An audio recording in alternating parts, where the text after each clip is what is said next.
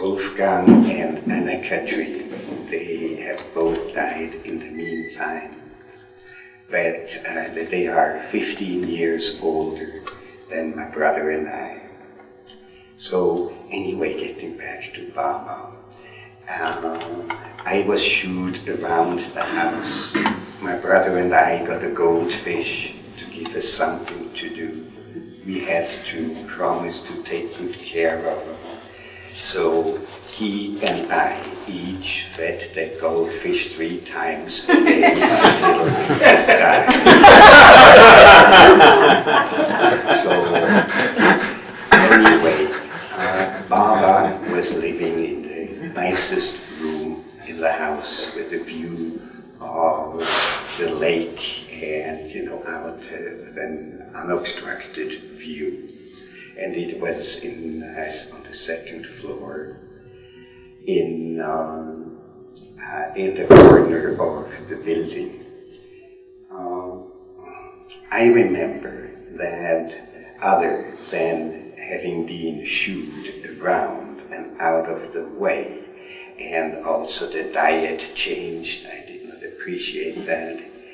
And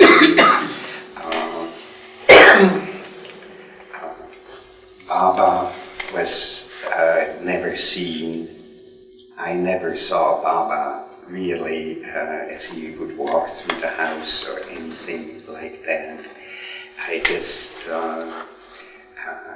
and I remember all the repression from his entourage. They just tried, they wanted to get in on the action and there was no room for me. And so I remember one day, it was a sunny day outside, and Baba was outside in the garden, and he had a whole circle of ladies around him. They were sitting in the grass, and Baba was on a chair, and I believe it was Eruch that did the interpreting and so on. And we had a gravel walk going through there, and I came down the stairway on that gravel walk, and you cannot walk silent on gravel, so I can still feel the looks of the ladies that were turning their head around, and they,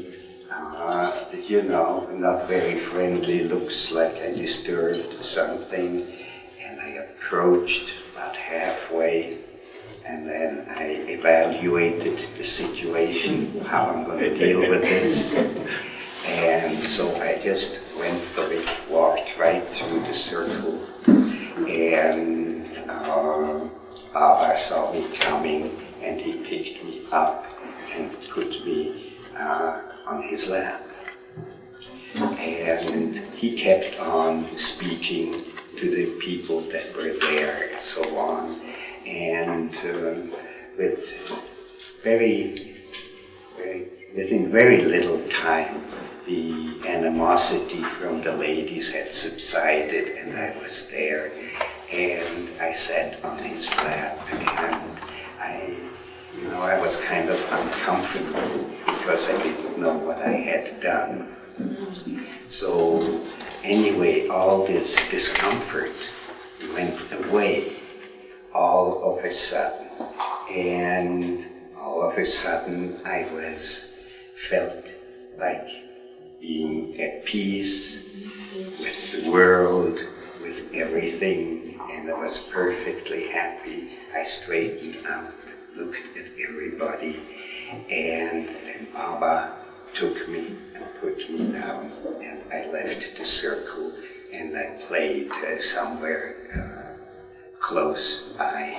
And anyway, this is a very dear remembrance that I have, and what it was the first time that I have been at one with the world or in peace with it. And I used to be very, a lot of things that I could not understand, and that not being able to understand was a weight for me. And my mother, at a later date, once said that she could not understand how a small child like I could have carried such a burden. Then I did not like the diet whatsoever. I didn't like that rice that we were having. And I didn't get to see my mother, my father. They were just not available for me.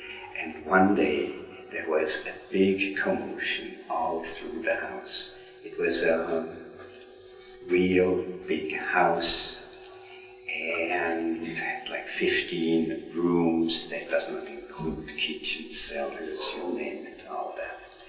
So, they were hunting for the kids, and they found us. And so we went up into the third story. There was what they called a studio up there, an atelier where my sister used to paint and do her artwork. And anyway, this is where this picture was taken. And so anyway, Baba wanted to play with the kids.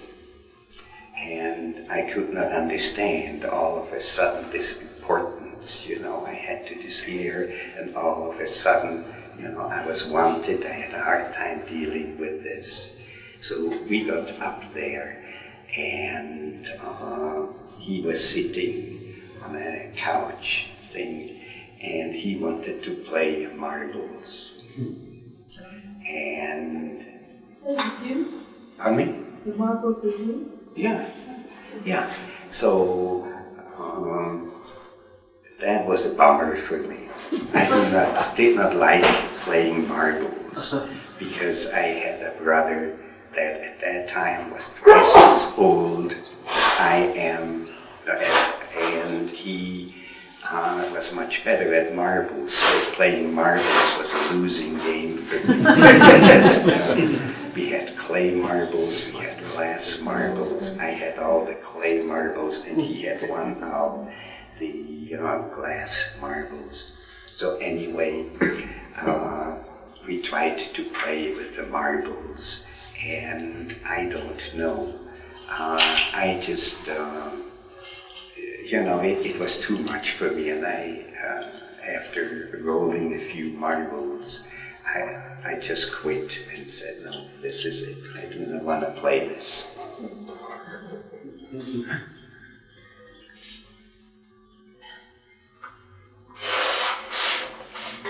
Then also, I remember that there was always a big ado about, I believe Baba went places from there to the best of my knowledge, and all the preparations and so on.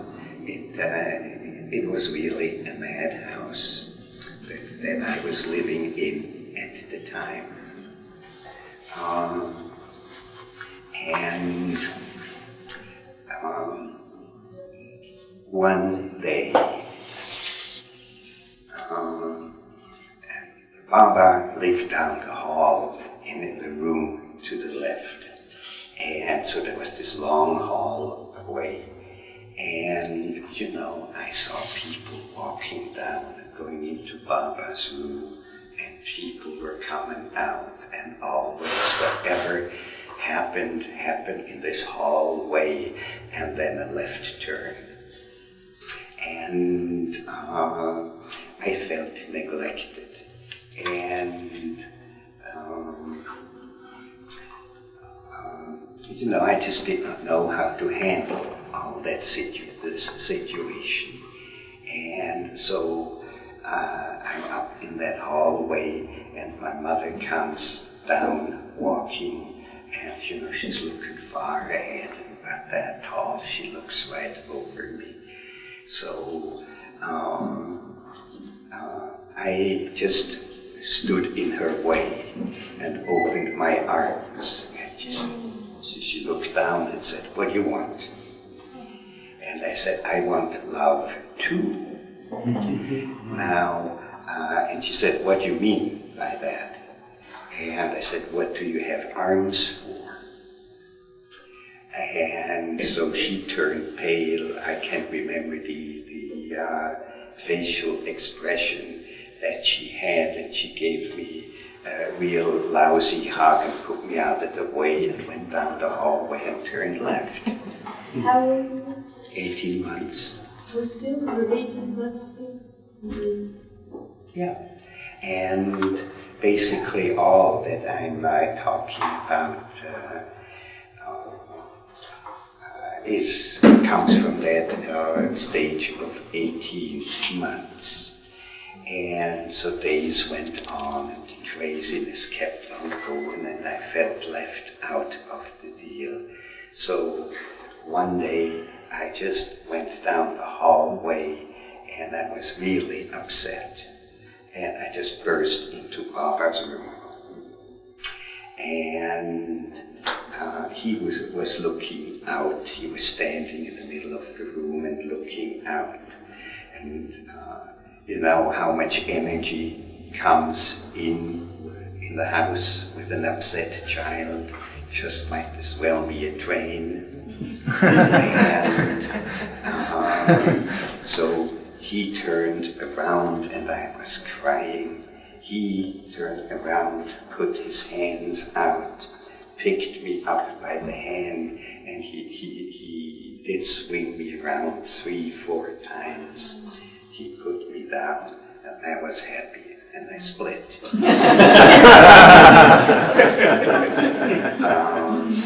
And I was made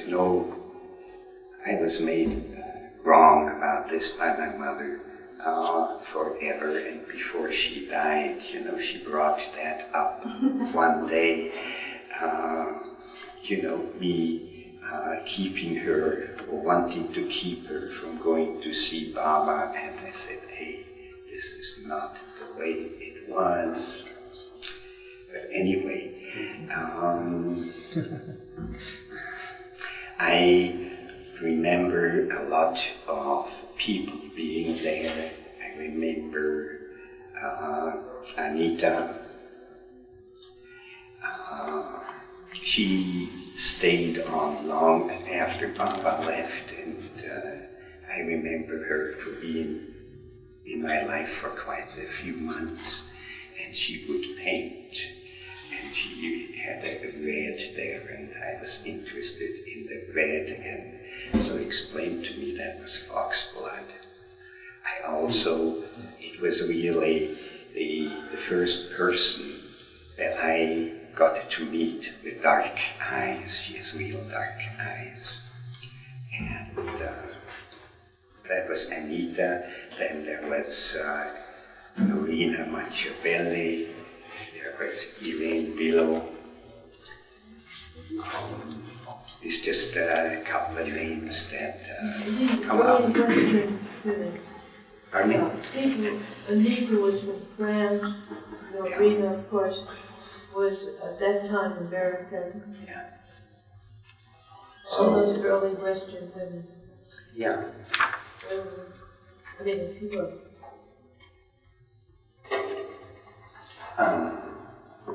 I kept in touch with Elaine Billow on and off for quite some time, and after she retired, I could not deal with her anymore. She talked too much. There was a never-ending stream of words coming out of her, and I've heard people refer to her, that's the love for Baba that is overflowing, but I just did not want to have a part of it. So, anyway, then I spent a lot of time with our maid. We had a maid, and she was really basically the person I went to when I needed a hug and all that, because my parents were not available for that, I think. And I think this is about most of it, and that come up at the moment, and I'm glad to answer any questions if I can, whatever. Yes, do it to me. Didn't you see Baba again when you were 19? Yes, 18 or 19. Anything to share about that? Oh, absolutely, absolutely. I was in school in Geneva at that time, and so my mother summoned me home. I said, I don't want to come, you know. So finally I went, and from Geneva to Locarno is an unbelievable journey. It took me all day in the train to get there, and then I went through a tunnel to Domodossola, and that is in Italy. And then there, my mother picked me up by car and drove me over the mountains. Otherwise, I would have had to go in those days from Geneva to at least Bern, and then through the Gotthard and all, So anyway, we arrived kind of late in the evening there, and I slept in the house where my mother was on the couch. And the next day, my mother had rented another house, maybe 1,000 yards away, and all the mandarins were there, and so I got to hang out with them. They tried to make conversation with me, and I only had about 3 words of English, something like that. But there was one little old man, and he laughed all the time. And I really liked him. So, I don't know, he was just friendly, and, I just built a rapport with him without being able to speak, and I don't think, don't remember him speaking. But anyway, then next day or so, I got to see Baba, and if you get to be with Baba, it's generally 10 minutes or something like that. So, big fuss was being made. Toby, no, and everybody was all excited. I was not. And I went to see Baba, and here is Iruj with his thing, and I had a hard time with that, so Baba sent him out, and I was with Baba, and we spent a lot of time together. He wanted to know if I had any questions, and I asked him what happens after we die, and so he started doing his thing. I didn't get a thing from him. I didn't understand, for sure not the intellectual part of it, but I came out of that with a feeling that, once I die, things will be cool anyway. So, and then, when I came out of there, there was my mother, and she said, what happened? And I said, nothing. She says, you cannot be with Baba, nothing happening. I said, nothing happened. And what I did not realize is that I was in there like 3/4 of an hour with Baba, and I think that really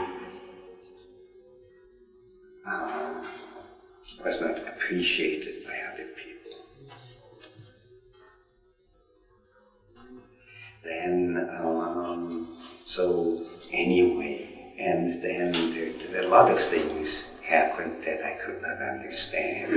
I think I saw one of the women walk there, and she was, I do not remember her name, but it was Baba did not want any man to see her at that time. And so I was made wrong about that, and all I did is saw in the corner of my eye a sari walking from one house to the other. And I got made wrong for that. I still cannot understand that. But anyway, that is the way that was. I want to basically speak some about my mother. Last fall, I was asked to write something about my mother, to get into the big book or the little book, whatever, And that was quite a challenge. I haven't done that, but I needed to do a lot of looking at myself, at her, and our relationship. And so I had to deal with a lot of personal stuff in doing that. And I also called my brother in Portugal and I said, hey, this is the situation, help. No, can you help me? So I got about an 8-page letter from him, and he said all the same things that in our relationship. He just used different words, but the outcome, the experience of it was all the same. Then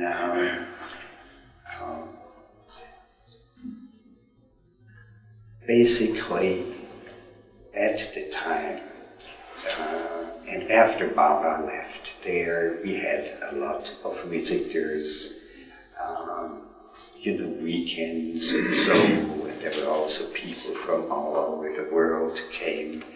This situation died down after World War II, before when World War II started, and then I only remember really Irene Billow and the Havlingers.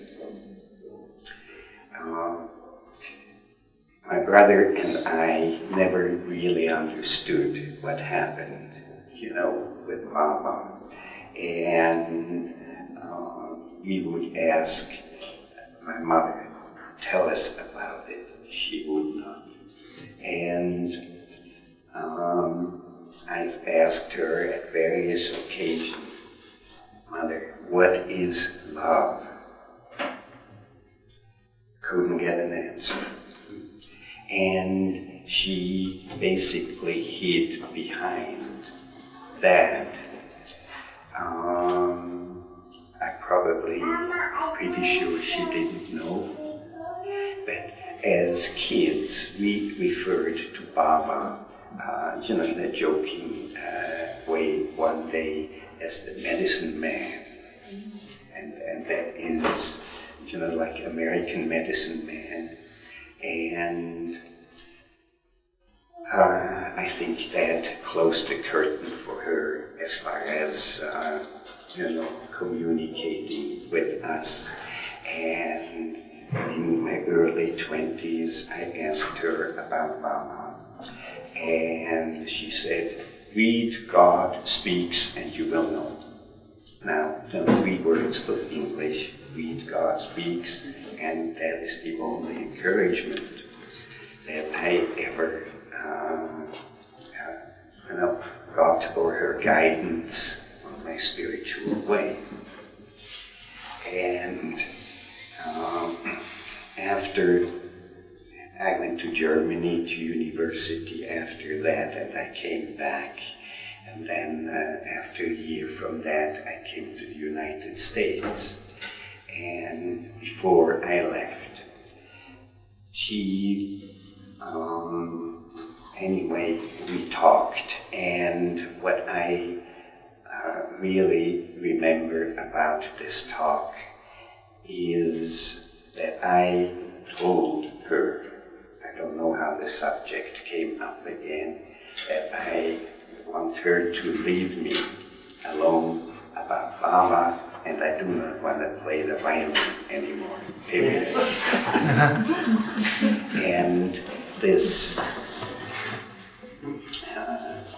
playing the violin for me is my most traumatic experience.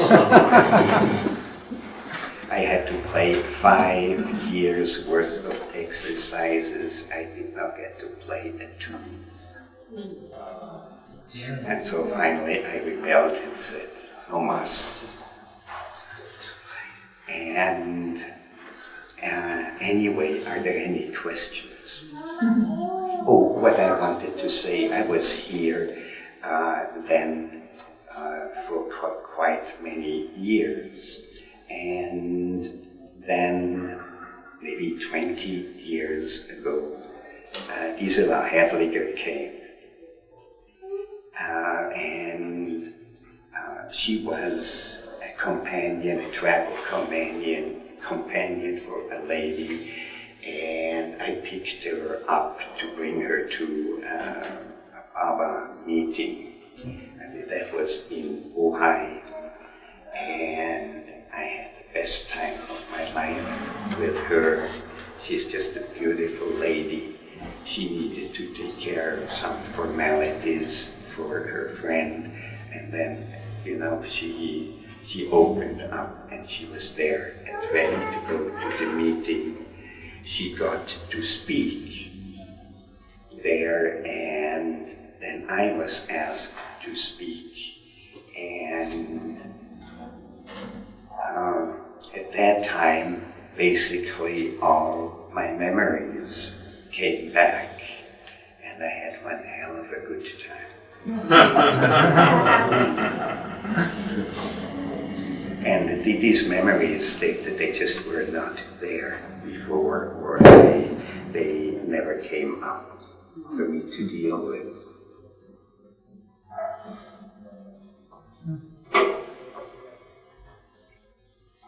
Do it to me. How do you feel about Baba these days? Fine. I spend time with Baba every day. I do not lead a spiritual lifestyle, but Baba is part of my day, every day. I'm amazed, considering. What do you mean? Well, it doesn't sound like you were introduced in the most loving and harmonious way. Oh no, sometimes you have to earn things, I don't know. I read something your father had written in one of those early magazines about an interesting experience he had. Didn't he, though, die rather earlier than your mother? I do not know. That was before my time, but it's my understanding that my father was very interested in, he had a lot of interests. He was into music, he was into psychology, he was into his profession. He was into everything. And I think somehow through his sister, of one of his sisters or something like that. He got to meet the G.C. Jung, and then this brought up the whole spiritual side of him, and I think this is as good as I can to put it together. You never spoke to him about Papa? My father? No. No, I turned away from my father when I was at work. Maybe my father was an authoritarian, and, we were not raised, we were trained. And we were trained for table manners, and since before first grade, I have not made, to this day, a spot on a tablecloth. And so, but he would be at the head of the table, and we would all sit down, and if I did something wrong, he would catch my eye, and he just would go like this. I grab my plate, and I would go to the kitchen and eat with my friend Therese. That was perfectly okay. And anyway, one day, it was a Sunday, that's because he was home, and it was a nice sunny day. He was outside in the garden reading the newspaper, and I was there in the garden, and I had something that I wanted to ask him. I walked over to where he was sitting, and he kind of felt me coming, and I just remember one kind of a flick of this newspaper, right? And I stopped dead in my tracks, and figured I do not need that, and I walked out of his life. Right then and there. I do not need to deal with that. How old were you? Maybe first grade, 7, 8, somewhere in there. And I was told, my father died when I was 13.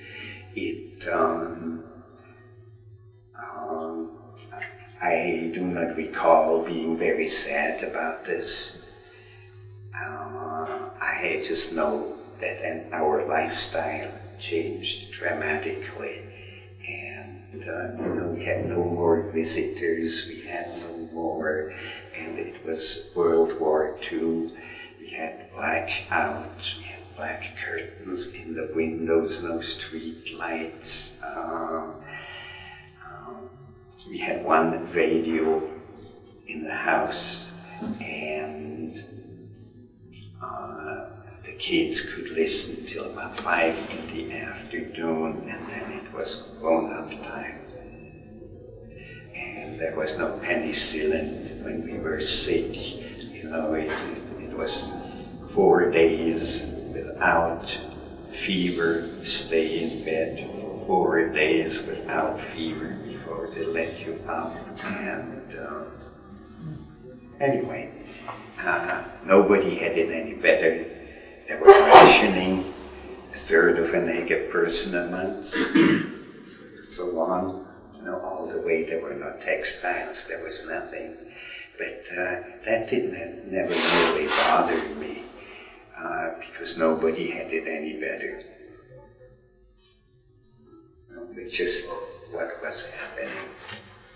Do you remember Helen Dom? Yes. He was a character? Yes. I just remember I went to visit with her a few times, and we always got along fine. And I remember one time around Christmas she painted her windows, and it was absolutely, a nativity scene and all that. It was absolutely beautiful. And when I was there, and the light came through all that, it was an amazing thing. Could you tell who that lady was who asked you? Well, she was the lady who painted the inside of Baba's tomb. Yeah, Right. yeah. I, Paintings inside the tomb. It's very unusual for anyone to ever remember anything before the age of 5. So I mean, I think it's astounding to be able to like have this much clarity of from the age of 18 months to be able to remember, that you. And it's extremely sensitive, receptive of a child to go, these middle-aged women were all being jealous. I mean, that's incredible. Now, do you have other recollections from your youth, or did this all come back later in life, wham, this spotlight, this one little week of your life? I don't know how long Baba was with us, but you put it into a week. It is, like I said, when I came to this meeting with Gisela Hefliger, it is when it all came back. I have a lot of other memories that I just have to do with living and growing up and all that sort of thing. And I remember our dogs, and I also remember taking a fall out on the street, and it was summer, and I went down the street with my bicycle, and somehow I fell, and it was early spring, and in those days they did not put salt on the roads, they put rough cut gravel out there, and I landed like that in the gravel, and I was skinned from top to toe, my whole front. But I remember that, and some other things, of that nature.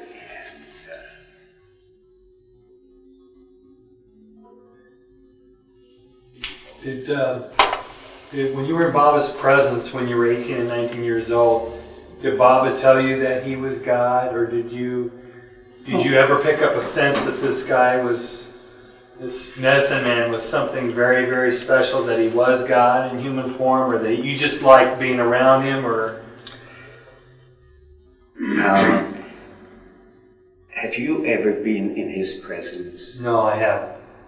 I tell you, when you get into his presence, he doesn't need to tell you that he is God, and you are just being there, and you drop your entire act. So you believe that he is God, or you would say, at this point in your life, you said you don't live a spirit. This is why I'm asking, because you said you don't live a spiritual life. I totally respect that, but that you do spend moments with Bob every day. And I was just trying to get a reference on whether you did or did not believe that Bob was God. Yes, I do. But my relationship with Baba is I talk with him, and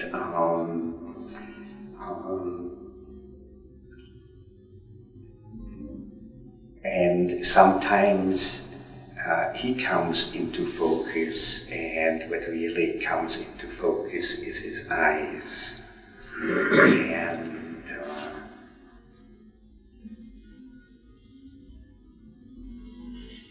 but I believe that, that's another thing that goes way back into my youth. We were told that Baba is God, and what is God? Never got an answer to that.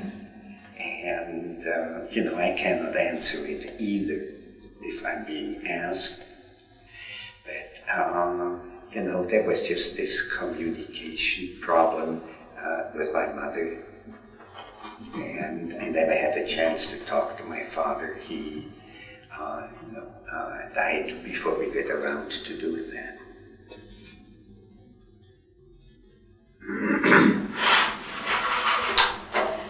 You turn the tape. Okay, well, I'm putting it. Did your older brother and sister talk to you about Baba?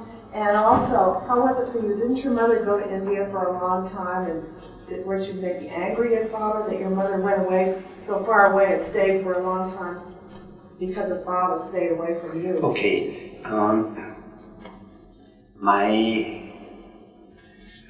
older brother and sisters, you know, the ones that are 15 years older, we never really got into this. When my mother went to India, we were told,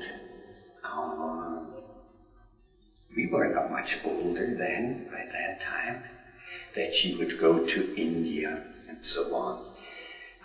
My mother was very sick at that time, and basically into my teenage years. She had a problem with her stomach, gallbladder, liver, that sort of thing, and also kidneys.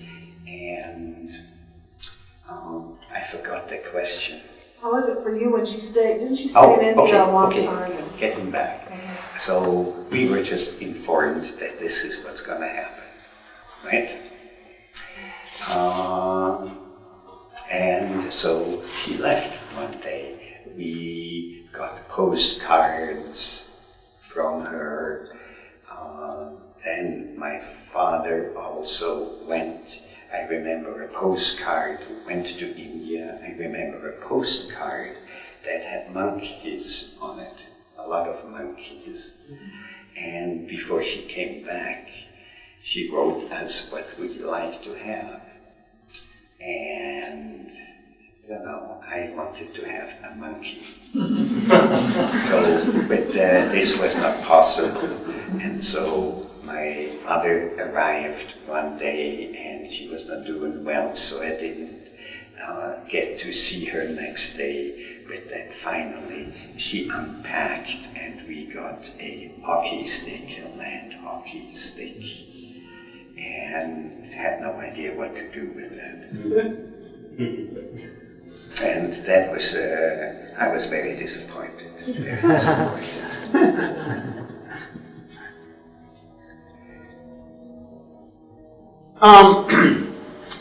You were talking about, I guess, a few times when you had intimate contact with Baba when you were 18 months old, that the bad feelings that you were having at that time were pretty much just be cleared away, and that you would said you'd feel very happy after being with him. Yeah, totally. That was just not there in the presence of Baba. All the weight that I was carrying and the jealousy or whatever you may call it.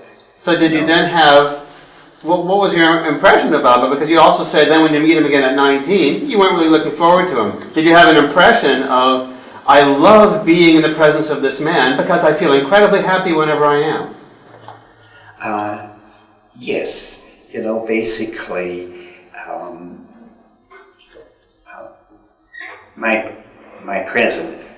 my being in Baba's presence always basically meant for me vacation from my burdens.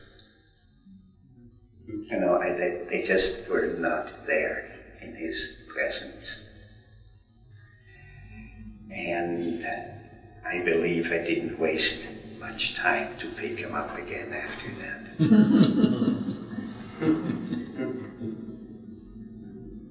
Did you then, if that happened to me, I would look forward to it a lot. Even as an 18-month-old, I'd say, I want to go back in the room because it's great when I'm with him.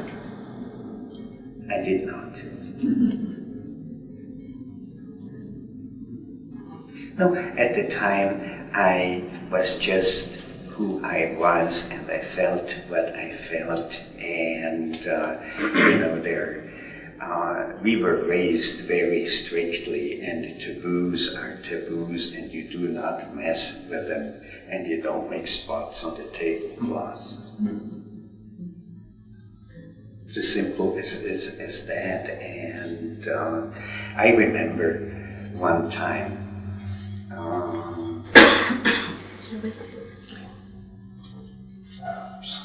I I was sent away for some reason that I could not understand from the table. And so I slammed the door and went about my ways.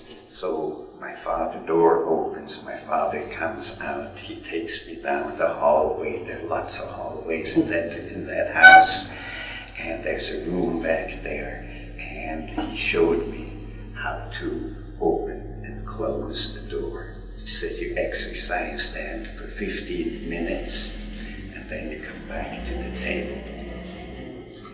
I have never slammed a door since. When the wind slams a door shut in my house or wherever, I just go like that. No, there were rules. Toby, when you were raising your son, Yes. was he allowed to get spots on the tablecloth? Did you raise him quite differently than Yes. you raised? Yes. I was also available for him.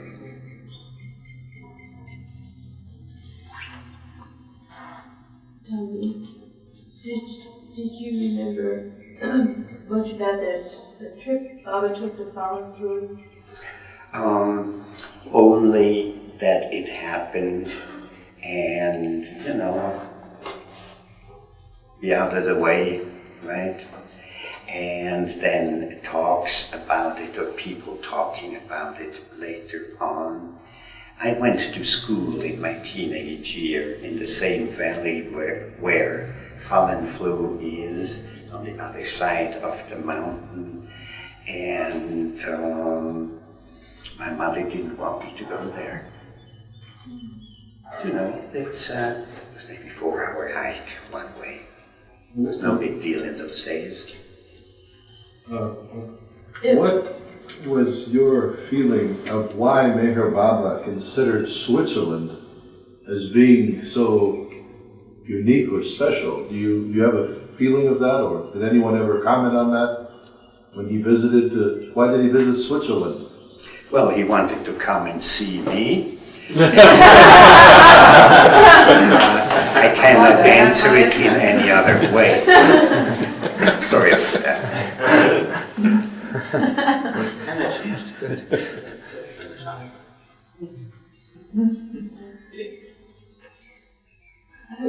I would like to ask someone to read just that little account of him going to Fallenfluh.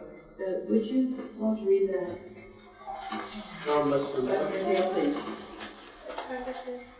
Would you want to read? You want someone else to do it? Just read it, please. This account for Fallenfluh. So did you ever go up to Fallenfluh? No. Well, it's a, I was told not to go there, so I didn't. Okay. No problem.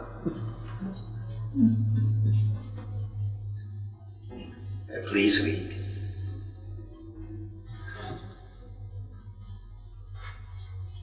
Did you look at the count? I'll get the hierarchy up there. Hedi recalled an interesting experience while driving up there. She wrote, "We all drove along the lake of Zurich for about half an hour, all still quiet, almost no people on the road, passing village after village. Baba wanted me to drive quicker, and so I did. Before starting, I had adjusted my rear view mirror so that I could see Baba's face. He was seated in the back between two of his manzil-e-meem, his head deeply wrapped up in a big shawl, his face hidden in shadow. For a long moment, I could not look away. Although I kept the wheel well in my hands, I felt as if my own action was slipping off, and as if we were driving on a cushion, the wheel scarcely touching the ground. I was keeping my eyes always fixed on Baba in the mirror. Then I saw his face getting brighter, and at the same time I was strongly drawn to the wheel.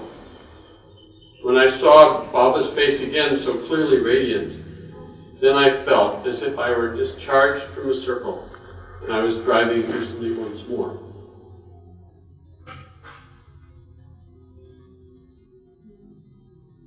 Thank you. This last issue of is something this center issues every quarter. It's called LoveStreetLampPost. Did you get that last issue? Absolutely. Yeah. It's devoted pretty much. No, I don't know. It's No, it was the one before. Devoted to Switzerland. Yeah. About Yeah. trips. Yeah, and it's, to the best of my knowledge, everything that is mentioned in there is correct. Arend Fuhrmann's name is misspelled, but that's the only thing that I saw, and the rest in there seems to be correct to the best of my knowledge.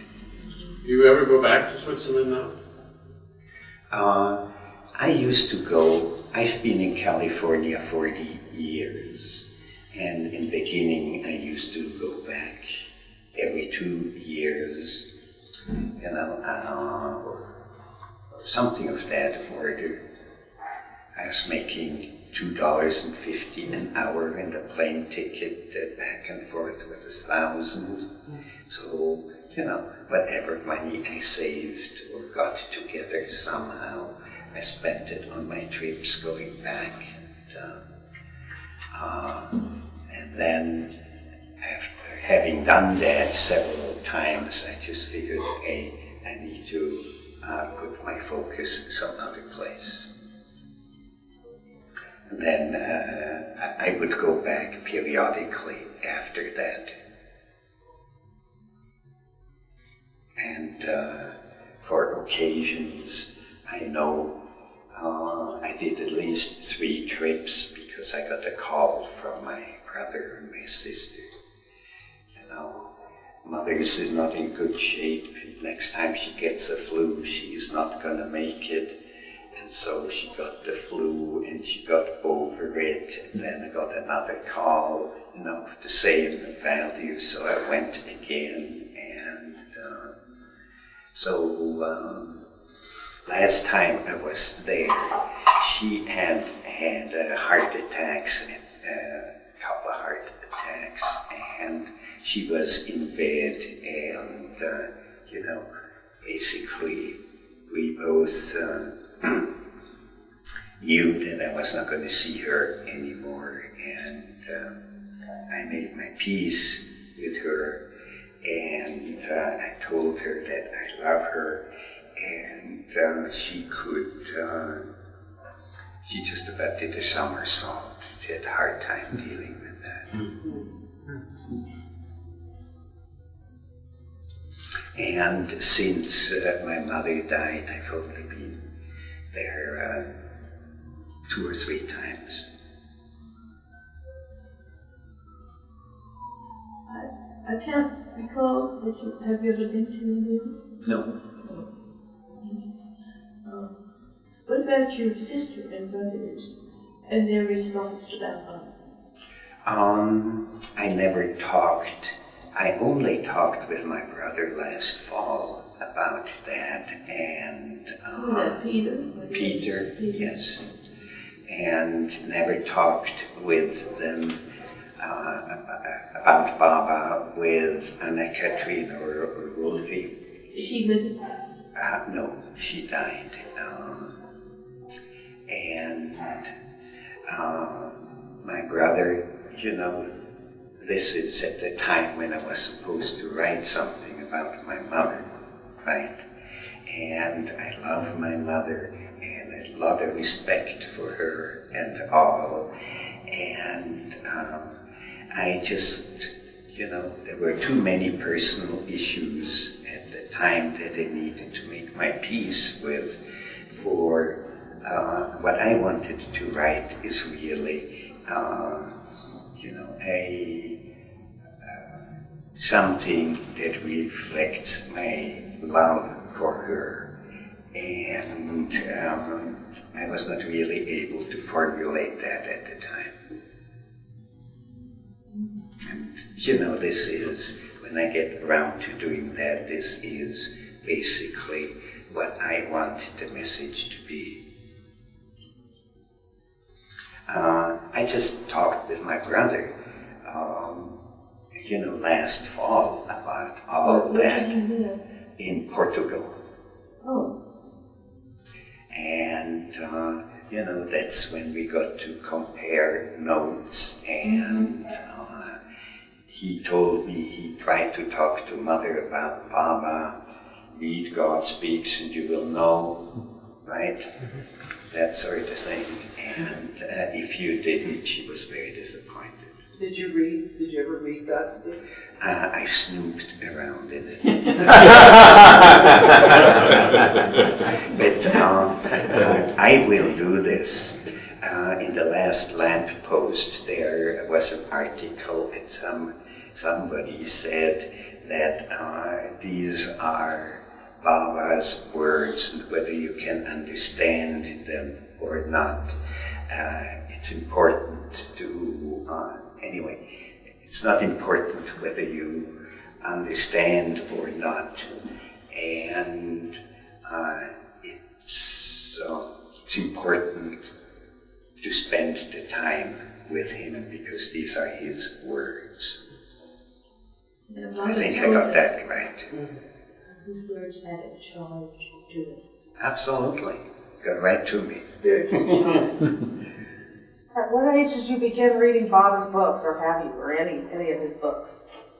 I have not read any of Baba's books. I have read a lot of things. I have read in a lot of books. And I have never finished one. I snooped in every book there is, and I have a whole library. And I've never settled down to study it or to get behind it in an intellectual way.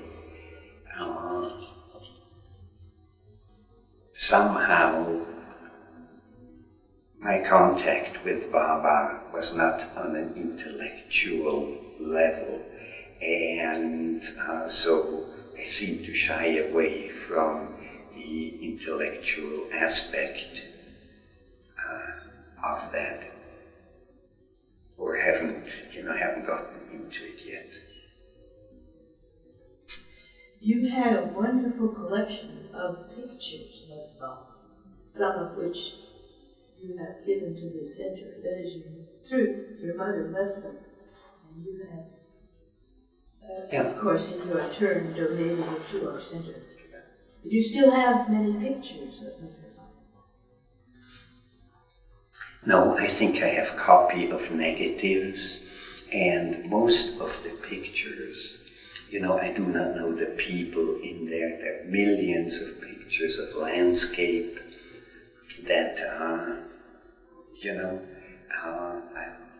I don't know what to do with. I can look at it and it looks rather bleak and desert-like on most of those pictures. The landscape. The landscape, yes. Baba, you don't have many of Baba pictures. I have the pictures that you have. I don't have any others. So I did not withhold anything from you.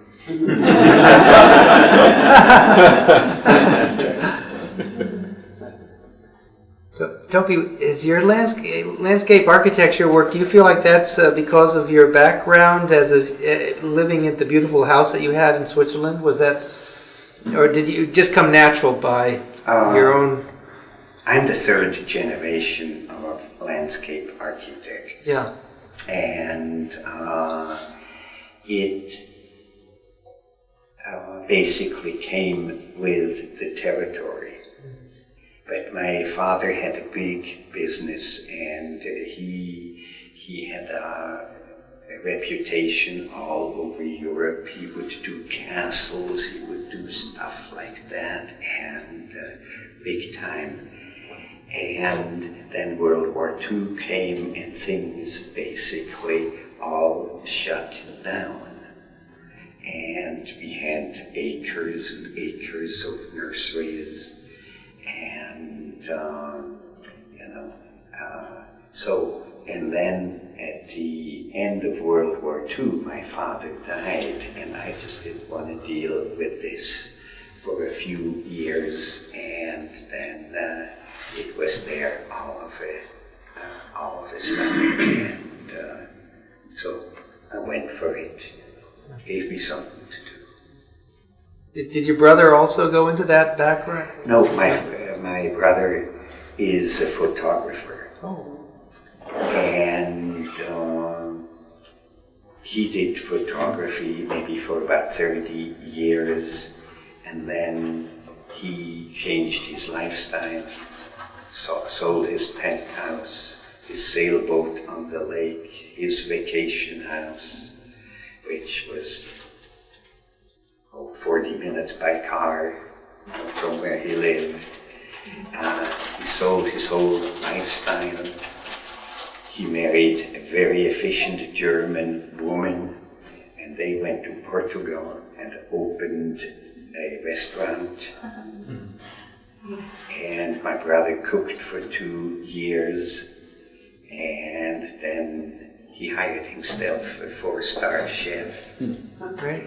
And if you want to do something in Portugal, it is like basically in Mexico, you have to know people. If you write a letter, you have to have your attorney write it and all that sort of thing.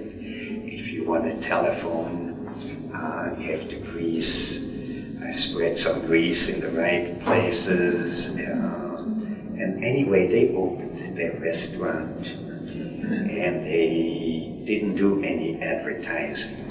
It took them 3 months longer than they wanted. They wanted to open 3 months earlier, but that didn't happen. They were, after 1 month, they were sold out. After 6 weeks, it took 3 weeks worth of reservations to get in there. Wow. And they made a fortune. Yes, that's wonderful. And they're playing golf. Yeah. What about Anna Katrina? What did she, what was her? Anna Katrina, she painted, and she had some teachers, and then she painted on her own. She got married. I didn't have much contact with her then for quite a few years. And then after I was through with my schools and all that stuff, I was back in Zurich and I worked, and she was there, and Did she ever paint? I don't believe that, not to my knowledge. Does your brother have the same type of relationship with Baba that you do? I believe so, yes. And I think he has a much harder time than I have, getting over the lack of guidance we had, in spiritual matters, and that sort of thing. He's much more stuck in that. But he's a nice person, well-meaning, and he loves me. He thinks I'm hot. Well, anyway, if there are no more questions, Yeah, I have a We're question. going to have You talk about yes. lack of guidance. Bobby still there? Is there any way, I know Bob said we all get to do it again and again. How would you do it? Like if you were the director of this program, of how to come into this world and learn. I do not really understand what you mean. I could not hear the first portion of Why your don't you question. come down? You were referring to the lack of guidance. Yes. If you were elected God, how would you have the guidance program? How would it play out if it was a world of guidance? I cannot really answer that. I think I have to become God first, and then I don't know. Well, what do you want to?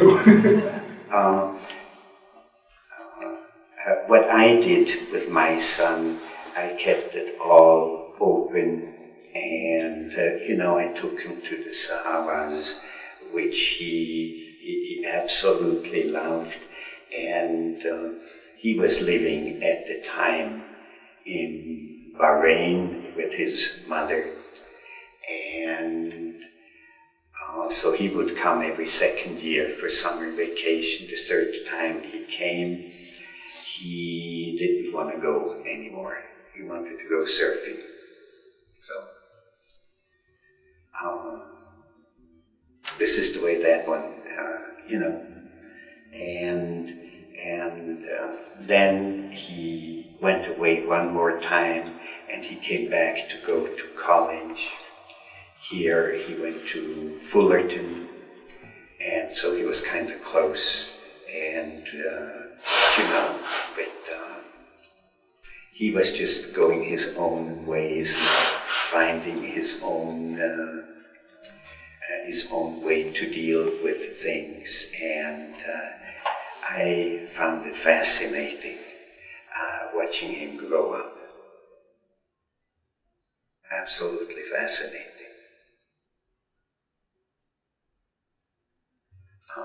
He would sometimes come and lay a problem out for me, and I say, "Hey, Ian, that's cool. That's right down my alley. I can tell you exactly what to do." So he listened very carefully, and then he took off, went back to school. I see him a couple of weeks later, and I said, "Hey, what do you do about this? Do you do what I told you?"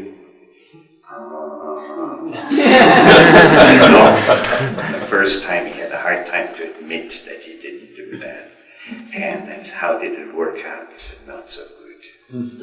But anyway, he just went his own way, and I just watched, and I could identify with this part of growing up. Does he have an interest in Baba?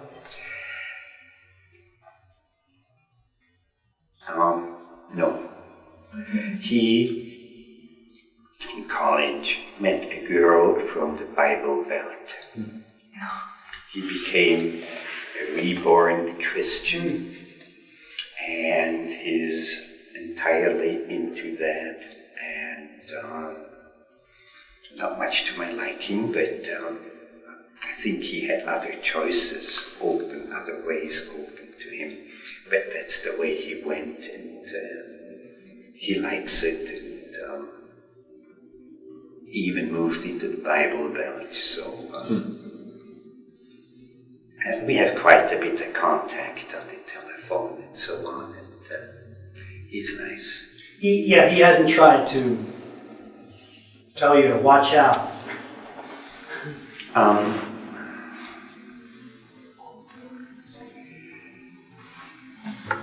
Okay,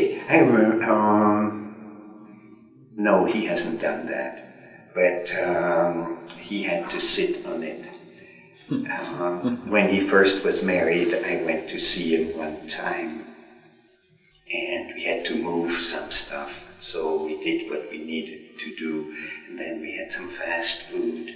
So here he is and his wife, and we start talking about things, and I talked about the Sahavas, and there was a complete denial about that, and so I started backing out of things, and I said, all the roads lead to Rome, And then I saw across the table those two guys moved shoulder to shoulder and said, that's not what we believe. Mine's the only way. I said, okay. And he's following that path, and he's a good Christian and a nice person, and The Bible planted the seed. He loves God.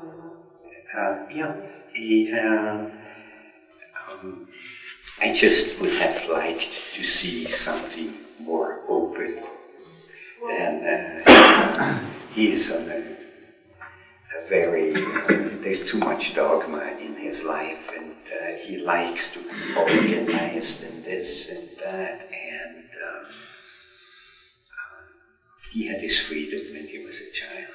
Anything can happen, though. I remember him pretty well from when he was Meher miniature at the Sahabas, and I remember how happy he was and how deeply he was affected by Baba. And I just don't think there's some part of you that never forgets that.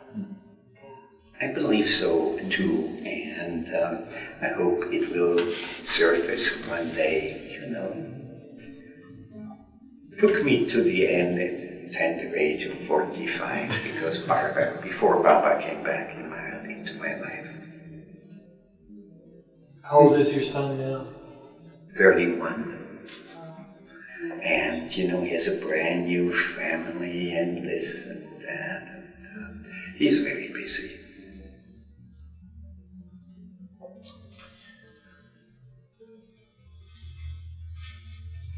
Thank you very much. You're welcome. I was going to, before you leave, show you a couple of beautiful pictures of Anna Katerina, with Baba in his book. We'll look at that. There's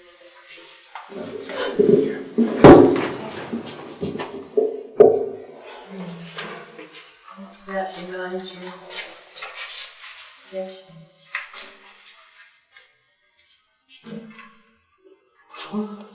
That's in Bow's volume 7. There's a whole section on Baba with the Mertens. Yeah. Well, thank you, Toby. Thank you very much.